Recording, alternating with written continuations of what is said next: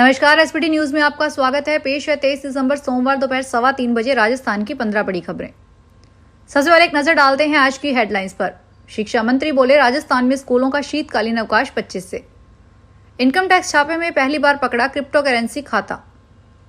पूरी पारदर्शिता के साथ हो बजट घोषणाओं की त्वरित क्रियान्विति, भजन लाल।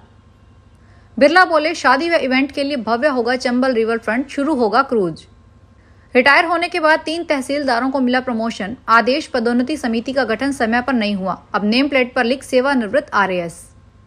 और अब खबरें विस्तार से सुनिए। राजस्थान में कड़ाके की सर्दी के बीच शीतकालीन अवकाश की तिथियां स्पष्ट कर दी गई है। शिक्षा मंत्री मदन दिलावर ने घोषणा की है कि शिवरा पंचांग के अनुसार यह अवकाश 25 दिसंबर 2024 से शुरू होकर 5 जनवरी 2025 तक रहेगा। पहले से तय तिथियों के बावजूद छात्रों और अभिभावकों में असमंजस की स्थिति थी। शिक्षा मंत्री ने बढ़ती ठंड को देखते हुए स्पष्ट कर दिया है कि सरकारी और निजी स्कूलों में यह अवकाश निर्धारित समय पर ही होगा। जयपुर में टेंट कारोबारी और इवेंट कंपनी से जुड़े व्यापारियों के यहां हुई इनकम टैक्स की छापेमारी रविवार रात खत्म हो गई। आयकर अधिकारियों को सर्च के दौरान 9 करोड़ 65 लाख रुपए कैश मिले। साथ ही 12.61 किलो चांदी, सोना चांदी के गहने भी जब्त किए गए हैं। इनकी कुल कीमत 10 करोड़ 25 लाख रुपए है। आयकर की टीम ने जयपुर में taluka tent house, Jai Oberoi caterers, मैपसोर, भावना चारण, आनंद खंडेलवाल के कई ठिकानों पर सर्च किया। इसमें रिजॉर्ट्स, होटल संचालकों, wedding planner, event management company, caterers, florist की मिली भगत सामने आई है। आयकर विभाग की जांच में सामने आया है कि लग्जरी शादियों और डेस्टिनेशन वेडिंग में विभिन्न सेवा देने वाली ये सभी कंपनियां जीएसटी नहीं भर रही थी। आयकर चोरी में पूरी तरह लिप्त है। इसी कारण गुरुवार सुबह 7:30 बजे टेंट हाउस, इवेंट कंपनियां, कैटरिंग, डेकोरेशन से जुड़े व्यापारियों के 22 ठिकानों पर छापेमारी की गई। सभी जगह टैक्स चोरी के सबूत मिले हैं। राजस्थान के मुख्यमंत्री भजन लाल शर्मा ने वर्ष 2024-25 की बजट घोषणाओं को आगामी बजट से पूर्व धरातल पर क्रियान्वित करने के निर्देश दिए हैं। श्री शर्मा रविवार रात मुख्यमंत्री निवास पर वर्ष 2024-25 की चिन्हित बजट घोषणाओं पर आयोजित समीक्षा बैठक को संबोधित कर रहे थे। उन्होंने कहा कि अधिकारी पूरी जवाबदेही के साथ विकास कार्यों को पारदर्शिता से पूरा करते हुए प्रदेश को विकसित राजस्थान के लक्ष्य की ओर तेजी से आगे बढ़ाएं। बैठक में मुख्यमंत्री ने 32 विभागों की विभिन्न घोषणाओं की विस्तृत समीक्षा करते हुए अधिकारियों को आवश्यक दिशा निर्देश प्रदान किए। पर्यटन बढ़ाने के उद्देश्य से कोटा महोत्सव आयोजित किया जा रहा है, जिसका सोमवार को भव्य आगाज रंगबाड़ी स्थित खड़े गणेश जी मंदिर में आरती के साथ हुआ। इसमें त्रिनेत्र कथक संस्थान की बाल नृत्यांगनाओं ने गणपति प्रस्तुति पर नृत्य प्रस्तुति दी। समारोह में लोकसभा स्पीकर ओम बिरला, ऊर्जा मंत्री हीरालाल नागर और विधायक संदीप शर्मा, जिला कलेक्टर डॉक्टर रविंद्र गोस्वामी ने भगवान गणपति की आरती और वंदना की। इस दौरान बिरला ने कहा कि कोटा महोत्सव के माध्यम से हमारी विरासत, पर्यटन स्थल, संस्कृति व विविधताओं को देश विदेश में पहुंचाने के लिए आयोजित हो रहा है। हमारे जितने भी स्थान हैं वे देश दुनिया में अपने आप में अद्भुत हैं। इसमें जंगल, जल व पर्यटन स्थल हैं। देशी विदेशी पर्यटक यहाँ पर आए, इसके लिए कोटा महोत्सव ने प्रयास किया है।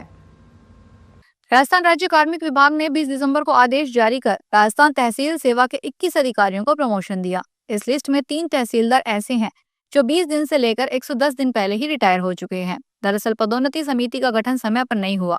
सरकार और कार्मिक विभाग ने प्रमोशन आदेश देरी से जारी किए। कार्मिक विभाग ने रिटायर्ड तहसीलदार सुरेश चंद्र शर्मा, घसीडिया राम बैरवा और सोहन लाल शर्मा को आरएएस के तौर पर प्रमोट कर दिया।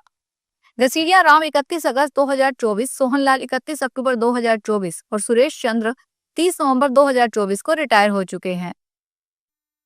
अजमेर में सोमवार को फाइज सागर स्थित सीआरपीएफ ग्रुप केंद्र 2 से 14वां रोजगार मेला आयोजित किया गया। कार्यक्रम में केंद्रीय मंत्री भागीरथ चौधरी शामिल हुए। भागीरथ चौधरी ने 755 युवाओं को नियुक्ति पत्र वितरित किए। देश भर में 71,000 से ज्यादा युवाओं को नियुक्ति पत्र वितरित किए गए हैं। केंद्रीय मंत्री भागीरथ चौधरी ने कहा कि प्रधानमंत्री नरेंद्र मोदी ने 2014 में देश की भागदौड़ संभाली थी। तब उन्होंने एक साथ नारा दिया था, सबका साथ, सबका विकास, सबका विश्वास और सबके प्रयास। देश को विकसित राष्ट्र बनाना है, इसके लिए युवाओं की अग्रणी भूमिका रहेगी। 22 अक्टूबर 2022 को धनतेरस के दिन प्रधानमंत्री ने 10 लाख युवाओं को रोजगार देने की घोषणा की थी। राजस्थान में नवगठित नीमका थाना जिले में एक अजब मामला सामने आया है। यहाँ एक मंदिर में दर्शन करने आए श्रद्धालुओं का 5 लाख के गहनों और नकदी से भरा बैग कुत्ता मुंह में दबाकर ले गया। मंदिर में दर्शन करने के बाद श्रद्धालु ओम प्रकाश सैनी को बैग रही जगह पर नहीं मिला तो सैनी के होश उड़ गए। शुरुआती दौर में लगा कि कोई चोर उचक्का बैग पार करके ले गया। श्रद्धालुओं ने जब पुलिस थाने पहुंचकर मामले की रिपोर्ट देते हुए घटनाक्रम बताया तो सीसीटीवी कैमरे खंगाले गए। इसके बाद पुलिस ने जैसे तैसे कुत्ते को खोजकर उस कीमती बैग को कब्जे में लिया। ऐसे सामने मामला आया। अनूपगढ़ के वार्ड नंबर 29 में आज तड़के शॉर्ट सर्किट के कारण एक घर में रखी पराली में आग लग गई। आग लगने के बाद घर में अफरा तफरी मच गई। सूचना मिलने पर फायर ब्रिगेड की टीम लगभग 4 बजे मौके पर पहुंची और आग पर काबू पाने का प्रयास शुरू किया, जो सुबह 8:30 बजे तक जारी था। जयपुर में काउंटिंग होने के बाद 26 दिसंबर के बाद मंडल अध्यक्षों के नामों का ऐलान होगा। इस महीने के अंत तक एक साथ पूरे प्रदेश के मंडल अध्यक्षों का निर्णय होगा। मंडल अध्यक्षों के चयन के बाद भाजपा में जिला अध्यक्षों के नामों का ऐलान होगा। उसके लिए भी प्रदेश स्तर नामों पर चर्चा शुरू हो गई है। माना जा रहा है कि अगर दिसंबर के अंत तक मंडल अध्यक्ष तय हो गए तो मकर संक्रांति तक या उसके तुरंत बाद जिला अध्यक्ष घोषित किए जाएंगे। राजस्थान प्रदूषण नियंत्रण मंडल पाली के वरिष्ठ वैज्ञानिक अधिकारी यशपाल मीणा को एपीओ कर दिया गया है। उनका मुख्यालय जयपुर किया गया है। राजस्थान प्रदूषण नियंत्रण मंडल के सदस्य सचिव विजय एन के एक आदेश जारी किया है। राजस्थान कर्मचारी चयन बोर्ड ने राजस्थान जेल प्रहरी भर्ती के लिए आधिकारिक तौर पर अधिसूचना जारी कर दी है। यह भर्ती अभियान राजस्थान के विभिन्न जिलों में 800 से अधिक जेल प्रहरी रिक्तियों को भरने के लिए निर्धारित है। उम्मीदवार इसके लिए 24 दिसंबर से आवेदन कर सकेंगे। महात्मा गांधी राष्ट्रीय ग्रामीण रोजगार गारंटी योजना में चालू वित्तीय साल में रोजगार पाने के मामले में राजस्थान में महिलाएं 68.90% के साथ अव्वल रही। वहीं प्रदेश के टॉप 5 में पाली डिवीजन का सिरोही 84.80% के साथ तीसरे, पाली चौथे और जालोर 5वें स्थान पर रहा। पाली में महिलाओं को 84.38, जालोर में 83.46% इस बार महिलाओं को रोजगार दिया जा चुका है। श्रीगंगानगर जिले में बीती देर रात और सोमवार अल सुबह मावठ की बरसात हुई। इससे फसलों को खूब फायदा हुआ है। इन दिनों खेतों में गेहूं, जौ, चना, सरसों की फसल है। पानी की कमी से किसान परेशान थे।